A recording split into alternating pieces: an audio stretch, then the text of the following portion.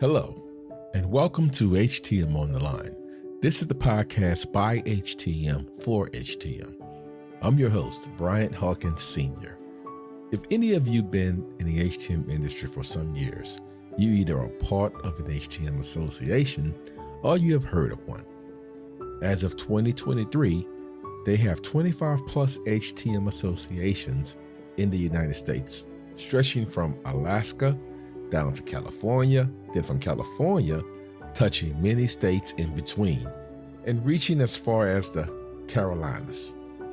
Then going down south as far as South Florida.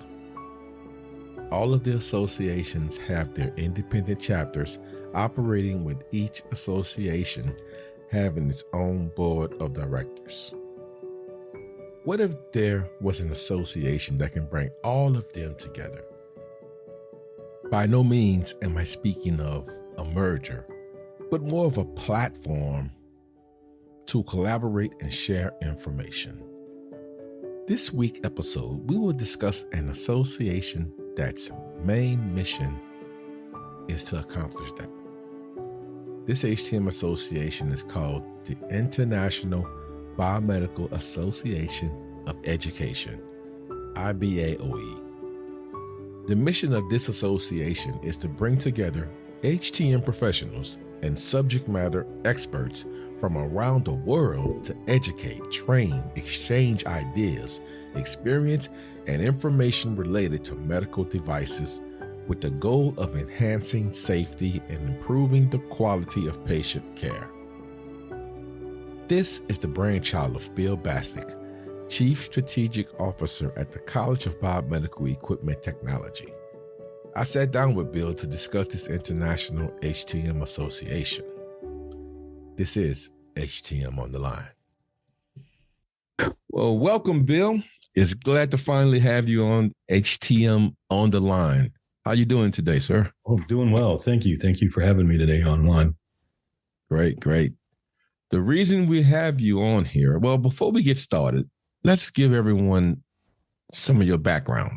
A lot of people know you, but let's just, for the record, tell everyone who you are, how you got into the industry. Let's get a little background on you. All right. Now, I've been in the industry for 40 years, so there's going to be a little more background than most people. So maybe the shorter, not 40-year version, but no, it'll be the short version of 40 years. So there you go. I started off as a corpsman in the Navy, and from the corpsman, I went to lab school. And after the Navy, I joined the Army as a lab tech. And then when I got out, I was going to college to be a medical technologist and working in the lab as a medical technologist. And every time there was a service call, I ended up just saying, tell me how to fix it over the phone, because we had to wait a couple hours for them to show up and the specimens were getting backed up. So after about a year and a half of that, I went to electronics school and all the other certifications you need to become a field service engineer, or even get considered to become one, and then get trained by the OEM. I got picked up by Coulter. So I worked as a field service engineer for a few years.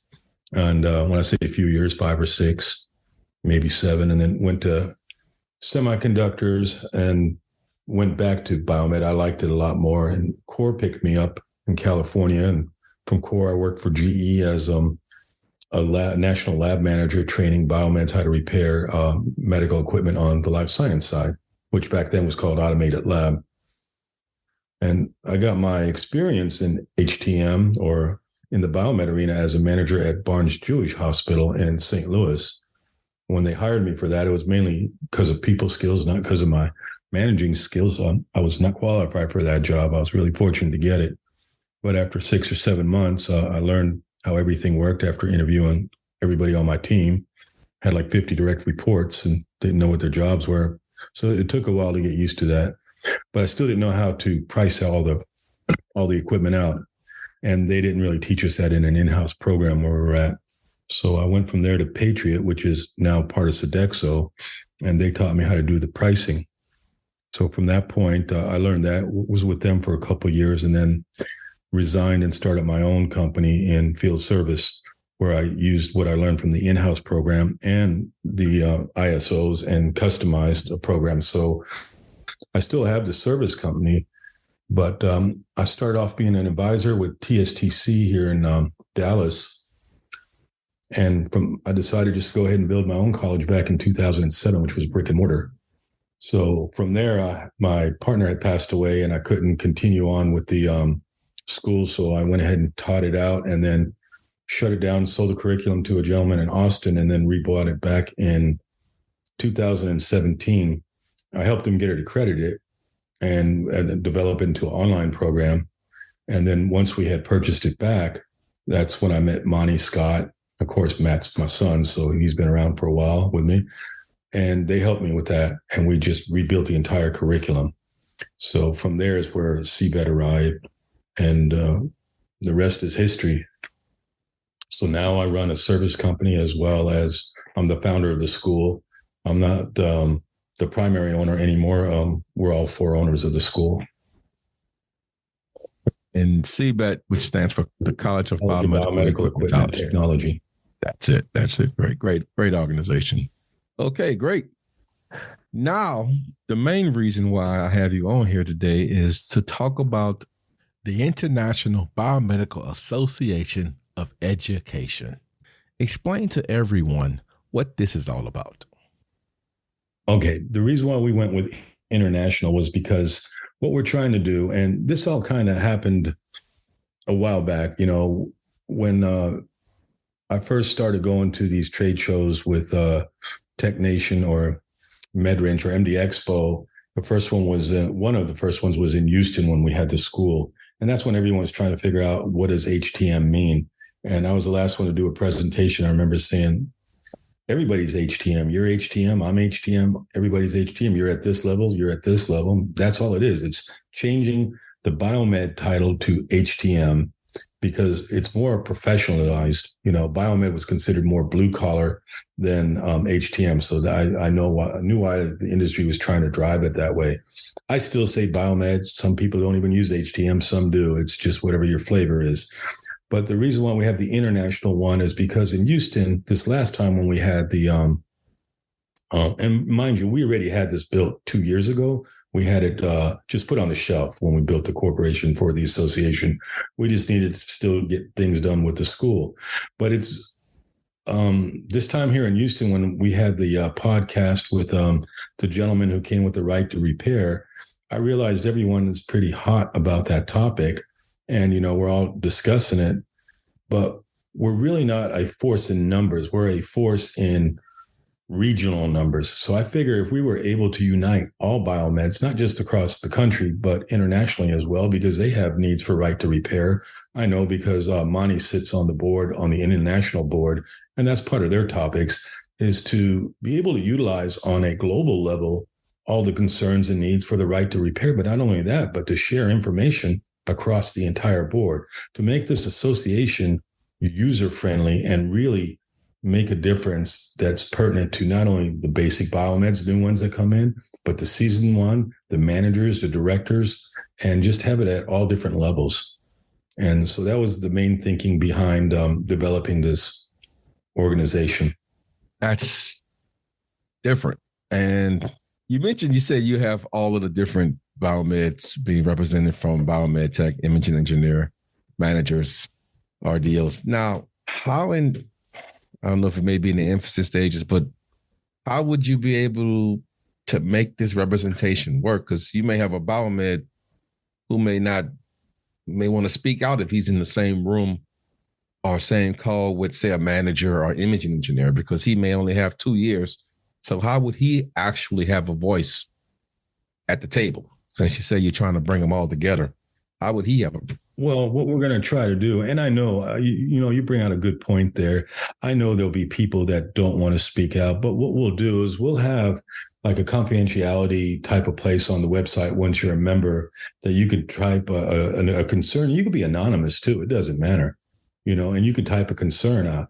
I just want to make everyone known out there that all voices will be heard if it's pertinent. We don't care the title position. Our goal is to make things better. The good thing about this is, we're not going to have the normal people on a board as associations do. We decided to have impactful people on the board, decision makers who can actually do something about it, like the CEO of the DNV. We want to get like the vice president of the Dental Association for compliance on there. these are the people that we're going after. So when we do make a decision collectively, these are the people on the board who can make a difference in the industry and start allowing this change to happen on that level. The mission behind this association, you mentioned like you want to bring everyone together so we have a voice as an international group. What other things would you hopefully to gain from having this association? All right. Well, I'll give you a few things. And I mean, the bottom line of this association is to enhance patient safety by improving the quality of patient care. But, and how are we going to do that? Well, we're going to make sure everything we do, patient safety is the foremost important thing on our mind as we repair equipment. And how do we do that? By understanding compliance, by getting our certifications, by knowing the big picture, just instead of being a shell in our own department. We're going to expand out and understand the other departments and how they communicate with Biomed, how Biomed or HTM communicates back to them. So that's one way. So through collaboration with all biomedical associations, we'll be able to establish mutual agreements. We'll take the right to repair, for an example. Last thing I heard about that is the OEM walked off the table when they were negotiating with the FDA. The FDA didn't bring them back. They got other problems to worry about. So if our association is that big and we're going to have OEM there, we're going to have ISOs, we're going to play together as a team. The goal is to set a set of standards that are acceptable to the ISOs as well as the OEMs, and having a mutual, or not a mutual, but having an indifferent party to kind of write those standards. The indifferent party would be the DNV, right? They're all about compliance. And I spoke to their CEO, and he's in agreement, and he said they would be more than happy to do that for us once we figure out what they are. And the good thing about that is it protects us now, because the DNB will issue out a certificate once a year. You have to take a class, or not a class, or it'd be just a small quiz in a class. You might have to read 4 or 5 pages.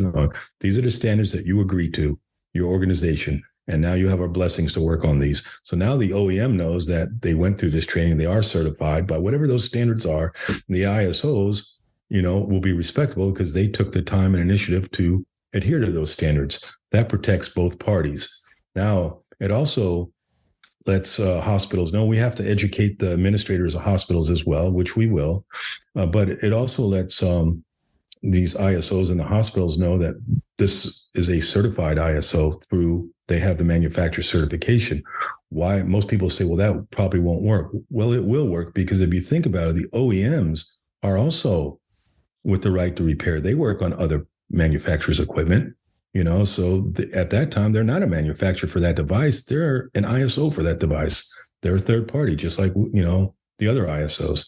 So I believe that this will work. It's just going to take patience and a lot of collaboration and communicating effectively. And right now, I think the best place to do it would be, we're centralized in the United States through an education facility, because we can develop whatever is required by the DNV, the OEMs, and the ISOs, and issue CEUs as well as for getting, the certification on this. And that's just one of the ideas, so whether it happens that way, I'm not sure, but it's a good starting point. And that was just one of the things, I have a couple other things. The other goal is to provide scholarships for people who are wanting to get into this industry, but, don't have the financial means to do so. And not just scholarships to CBET, the College of Biomedical Equipment Technology, but they can go to whatever HTM school they want to. The scholarship standards will be written the same for all schools throughout the country, as far as our HTM, our association is concerned, right? All they need to do is meet that criteria, and it's fine. And then, if we have the funding and everything's, checks out, then they'll get the scholarship for that. I'm not saying there'll be a full scholarship, because I believe that everybody's gonna have a little bit of skin in the game to make it worthwhile. Yes, it has to be worth something to them. Absolutely. And you covered a lot of different points there. Now, I heard you mention a lot OEM and ISO. What if you have some biomeds that's part of an in-house program? That's fine. They can all come. You see, this is it. If you look at our bylaws, I wrote the bylaws off where everybody is accepted into healthcare. You can have anyone working in a hospital. What do I have here that I wrote up here? It's Article 3. It's going to be open to clinical engineers, biomedical technicians, radiology equipment technicians, HTM professionals, which is the same, but it's whatever your flavor is. Healthcare IT and others employed in the repair of medical instrumentation, include dental. So we're opening it up pretty wide. And the good thing is we're not going to have a membership fee for the members. We're going to try to get that all covered by our sponsors. You mentioned that you're going to be giving out scholarships to individuals coming into the industry. Well, not coming into coming into the industry, and that may already be in the industry, because you could be a biomedical technician already working with a certificate, and you want to get your degree, right? And so if you're already a biomed, then you have to get a nice letter of recommendation, 2 letters of recommendation from your boss or whoever, one be nice from the boss. And then from there, you have to write an essay, and from there we'll determine. Now, we're only going to be able to issue so many scholarships through our school anyways, but each school that we're affiliated with can tell us how many scholarship billets they have open. The way it'll work will be the independent associations throughout the country that are regional can determine who that person may be, because they're the ones that are going to be accepting the same standards as that we're creating on the national level. So the national is going to represent the regional levels as well. The good thing about I say national, global, all right, is international. The good thing about that is once a quarter, our goal is, now realize this is our goal, is to have the presidents or the leadership from all the associations across the globe to join us quarterly to discuss their regional concerns so we can address that and problem solve, and then address problems that may be on a global level that we can collectively and collaboratively resolve together. And you're going to, I got questions asked as like, well, why do you think you'll get sponsorship?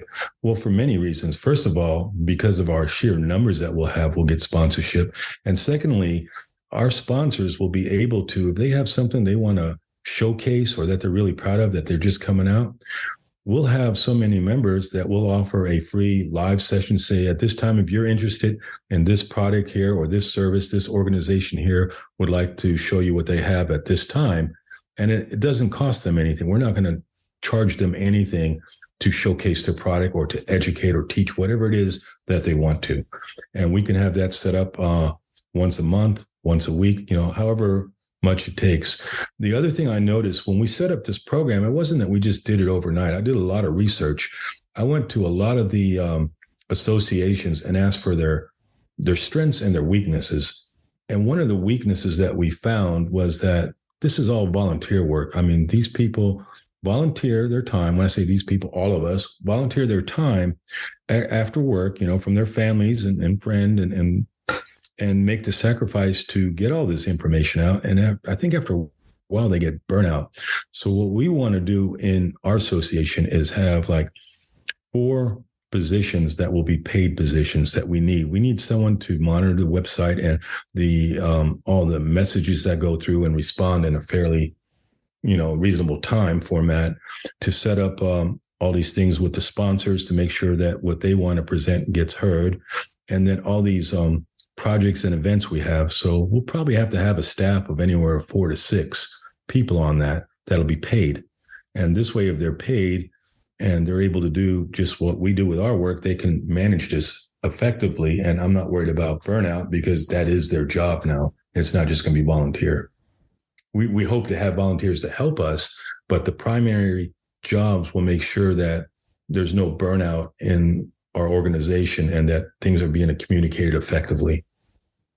Those ideas are amazing. And I think that will make the job much easier for someone, like you said, because volunteers is needed. But at the same time, a lot of people do use a lot of their valuable time to help out within associations in the background. Right. To go back to what you was covering about the scholarships, I think that's really amazing. I was thinking about new, but you say it's going to be for anyone. And that's pretty great because you got some people who may want to go back to school, but just may not have the means to pay for it all. But just to have some help, that goes a long way. Right. And, The other thing too is our school is for profit. And if I'm going back to the college now, the biomedical equipment technology is for profit. One of the problems of being for profit, and our prices are reasonable. We probably have the most reasonable prices in the country for our certificate and degree program. And then the turnaround on their investment is 3 times what they paid for the school in some instances, at least 2 to 3 times, which is one of the highest ROIs out of any school. And we have to present that data to our accrediting agencies and to the state. So what I'm saying is all documented. They can look at it up. Anyone can research that data and see that that holds true. So yes. The reason why the organization not-for-profit is important is now, we can get sponsorship from corporations that will sponsor, the organization. They'll say, here is X amount of dollars for scholarships. This should be able to help with 10 scholarships. Doesn't mean they're going through our school. Like I said, they pick the school that they want to go to, as long as it is in HTM healthcare. It has to do something, has to be the same topics of what the industry, the association was built on.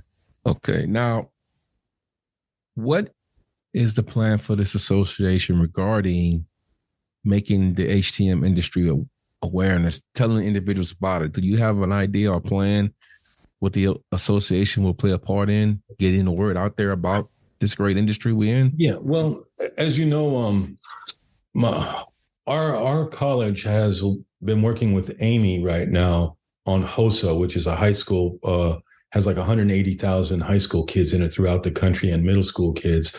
And they're working on marketing awareness of HTM. So that's one of the ways. And not only on our national level, but on a global level, to kind of address this issue. So we're still working on that. And again, one of the reasons that this is being built, that, I'm founding this and set it up, is to answer questions just like that.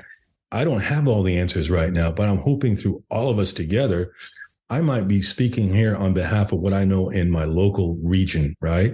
And then there could be someone up in Maine saying, oh, by the way, I have some contacts here with these high school kids, or marketing to someone outside, because we did not do a good job in our past to market biomed. Honestly, when I was first exposed to biomed, I had no idea what it was. The recruiter asked me, you want to get into biomed? And I'm like, I'm not sure what that is. And after he explained it, well, yeah, that's interesting. That sounds good. Tell you how true what you're saying makes sense, because I have a friend of mine, you may know Byron Webster. He's from New Orleans, but he lives in Los Angeles now. And he's connected with some of his friends back here in New Orleans that has in high school, and they have an engineering program. So he called me and asked me to join him when he come home to present awareness to HTM. And I'm like, you thousands of miles away, but he's making the awareness of it in the town where I live. So you're absolutely right. It doesn't matter where you're at, but you get all this together and we get to talking and we can figure it out how to make it happen for everyone, to where we can have a plan in place that we probably can emulate everywhere. So it's a good point. Yeah. And I think this is a great opportunity. I mean, it's like you're in foreign territory, because I don't think there's nothing out here like an international association, I'm sure. So I don't think they even have a regional association, multiple states. Do they? I haven't heard of one. No, there's a lot of states that have no representation for HTM or biomed, right? Yes. And for that matter, IT. So this gives them inclusion, right? So let's say Iowa has a pretty good program. Let's go with North Dakota. I'm not sure if North Dakota has one. I'm guessing they may not. Louisiana don't have one. I can tell you that. Well, there you go. There you go. And I'm talking to you, and you had told me that. I forgot. I apologize. No problem. But there you go. So now, you can decide if you get one, you could start your own over there and become a chapter of us under here, or you could just say, I'll be with this association and be the representation for Louisiana. And you can have your own set of officers over there, but you'll also have the support of the main one here. It's kind of like corporate office. You would consider us as corporate office, and you're an extension of that with your regional office. So say we have associations already established. Can they still be part of this despite them having their own association? Yeah, absolutely. What we want to do is we want to encourage, like I said, there's no membership fee for them, right? It doesn't cost them anything. and they have everything to gain from it. So, and we work closely with a lot of associations. You know, we want to be everyone's friend from the college point of view. But what this does now, it on our website, we hope to have information on what's going on. So what we'll do with each association's permission, right, is we'd like to have links on all of them. So if they're interested, if they're in California and they're part of our association, but they're interested in the CMIA or the Florida Biomedical Association, or when you have your Louisiana one, they could just click on the link and it'll take them to that website, you know, and then they can be a member of that website and actually go to the physical meetings. And with us, all our meetings will be the local people that are here will go, and it'll always be televised through Zoom or however we're going to do our video streaming. You know, and the good thing is that we're going to put out a survey, and this is really important. It's something I haven't done yet. I want to do it through the website. Is I want to put out a survey with 10 questions, and one of the questions I wanted to put out there is, what would you want from an association that would make it worthwhile for you to attend and become a member of? What's most important to you? Not just from a basic biomed level, but from all levels of HTM, all the way up to, you know, the CIOs, because everyone will have a different need. So we will have a bunch of different chair committees that can present and provide all those needs that would make it important to each individual member. Now, granted, we're not going to be able to make everybody happy. It's just not going to happen. But the goal is to have as much information and resources available for the industry to come to our website and say, oh, okay, this is good. I didn't know that. If I want to find out more, here's a guest speaker that'll be on. And it doesn't cost them anything. You know, they'll have they can live stream. And if they miss it, it'll be recorded and then go back and they can see the recording on it. You know? Yes, that's amazing. It's almost like a corporation, the way you explain it. Yeah, it almost is. But, you know, and I can't do all that myself. You know, a lot of this hasn't been set up yet because I need a team. I need the leadership team. And again, we've identified 2 people. There's 12 people that we're going to have on the board. And then from there, you have to have your 4 officers. But that doesn't mean that we can't have a separate leadership outside of the board as well. The powerful thing about the board that we're trying to establish is we have our decision makers within the organization. We bring it to the board. They approve it. And they are the change makers. So you have decision makers on the up level, on the top level, and then on the most top level, the executive level, you have the change makers, you know, with their support. So these are the people that say, this is a good idea. We can make this happen now, and here's how. And so those are the type of people that we're looking for to serve on our board. To be part of the board or directors, whatever name you give it, would that be something that's voted upon, or is that something that's appointed? How would that go about? Well, when we first start, all right, because someone has to appoint it. We can't, if there's no members right now, you can't, but we have to have a board. Right? Exactly. So we're going to appoint them, and we're going to, but I'm not just going to appoint someone because it's my idea. I'm going to take a survey, because you know how many people we know throughout the industry, and we would ask, all right, here's what this person, we're going to ask, what can you bring to the association at that level? You know, what's the most important thing you can bring? You know, so we're looking at heavy hitters that have been in their industry, you know, whatever their profession is, and they're change makers, right? So that's what we're looking for. Like the leader of, not the leader, let's say like the president of a compliance association. I'm not talking about DNB. I'm going now to dental, or someone that's, I'd like to, you know, a game changer in the OEM, like a CEO in an OEM, a large one, let's say a GE or Philips or something like that.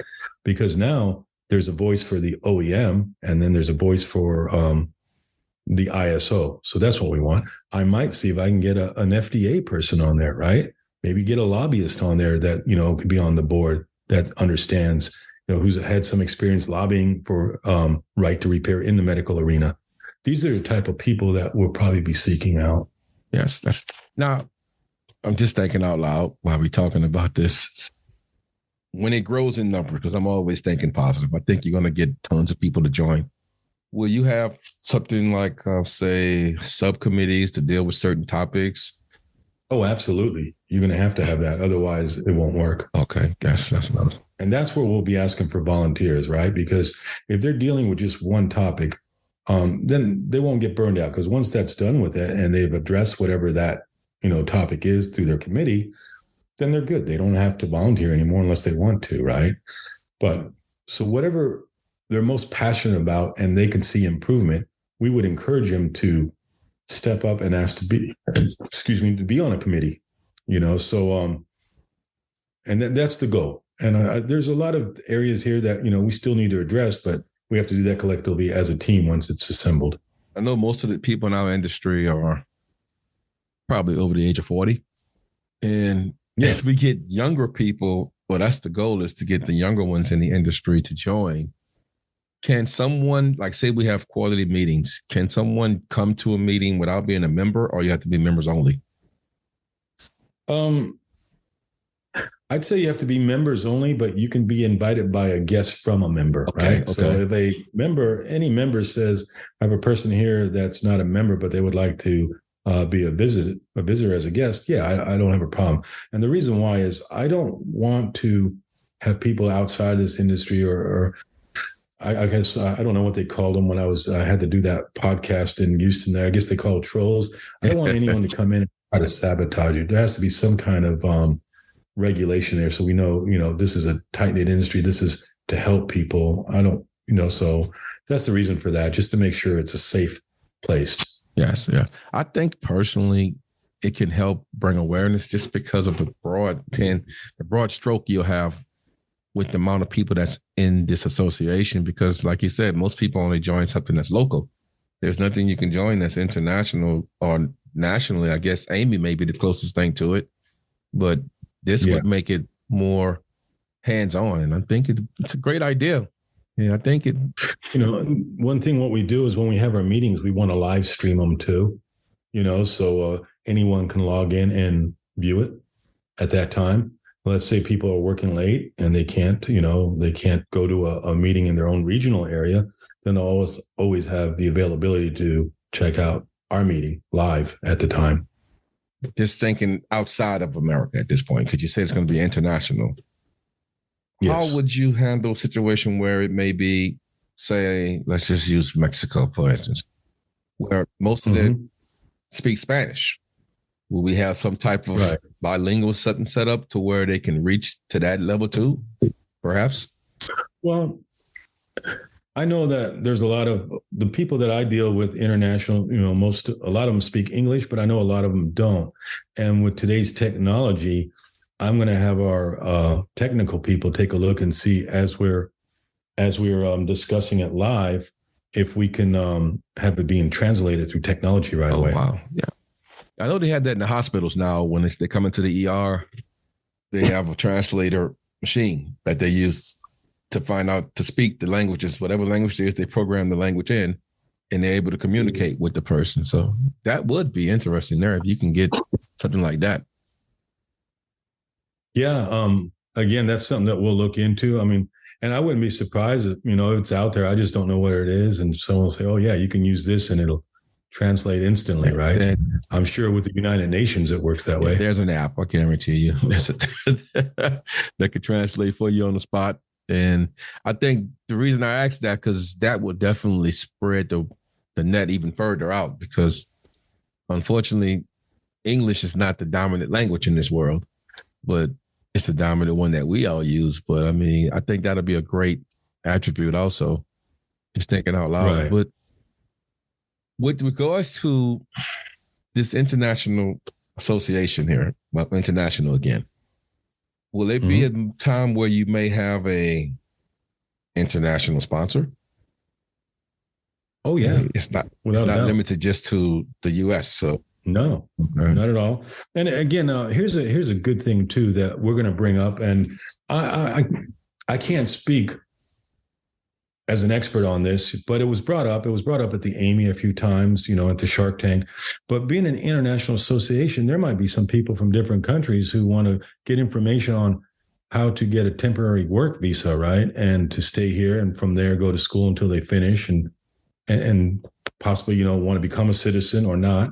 I'm not the expert on that, but through our organization, we'll have someone that will be, and they can host webinars on that and teach them how to, what they need to do, what the steps are to start to obtain this to make that happen. So that's one of the things we want to get right now. I don't have the first clue about how to make that happen. I know that it can, because the companies I worked for in the past had visas, provided for people from other countries, and they would stay there, anywhere up to 2 years. There's a lot of companies out here that do mission trips. And I'm thinking about that, like, say, for instance, they go over to other countries and help out. You got the Mercy Ship that does things like that also. So if we had this international association, I think that could be something interesting if one of those individuals, if they join the association, can speak live probably where absolutely. they're at. They can speak, and then, what would be cool about that? They can do a short clip on how important their mission is, and we could see, let's take the USS Mercy ship, for example. You could see what it does and how it helps, to enhance life wherever they're at and to make it better and to provide comfort to those that in need. Yeah. I think that's an awesome idea. And I didn't even think of that. You thought of that. Then we can truly appreciate what a great job or industry that we're in. Because definitely we see it here in America where we're helping and saving lives, but it's so much bigger than just here. And that's why I appreciate this international association. It'd be great. I've never been part of an association before, so I would gladly want to be a part of one. That's why I'm trying to get one going here in Louisiana, because I know the networking benefits of it is astronomical. Because it will be, and I guarantee you, once people, there'll be naysayers. There is with everything. I mean, the Wright brothers had all their naysayers, but they didn't make a statue of them. The Wright brothers got their statue. You just have to stay positive, because they don't see the vision like I see it now, and it's okay. They didn't see the same thing with the school, and so I don't get offended to that. I actually welcome the naysayers, because they may have a legit reason for believing that. And our job is just to stay positive with everything we do, to work hard and to educate people, to do a paradigm shift with their thinking. And if you can do that, then you've done a good job at what you're doing. And we've done that with our school, and we'll probably have to do that with the International Association to some degree, but we'll stay positive. And our goal is always patient safety and to help people get to their next level in their career, so they can have a more enriched life. Absolutely. Because it's not only about money, but it's about loving what you do too. Yeah, that's why the word passion, I use my acronym, put a success story in our now.